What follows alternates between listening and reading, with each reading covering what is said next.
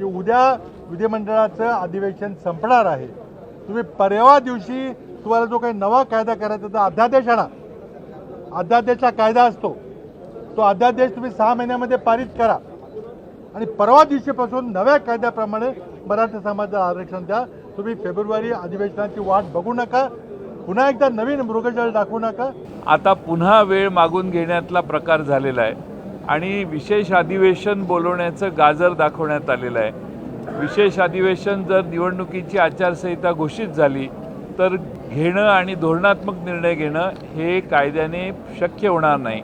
मराठा समाजाच्या आरक्षणाच्या पासूनचा जो विषय होता त्याला कुठेही ठोस असं उत्तर सरकारने दिलं नाही, मुख्यमंत्री महोदयांनी दिलेलं नाही आणि विशेष करून त्याला कुठली तारखेची मर्यादा पण नाही.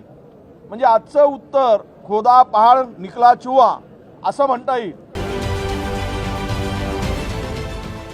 देश विदेशातील प्रत्येक घडामोडींचे लाईव्ह अपडेट मिळवण्यासाठी आता साम टीव्हीच्या सर्व सोशल मीडिया प्लॅटफॉर्मला लाईक, फॉलो आणि सबस्क्राईब करा. तसंच सर्व नोटिफिकेशनसाठी बेल आयकॉन प्रेस करायला विसरू नका.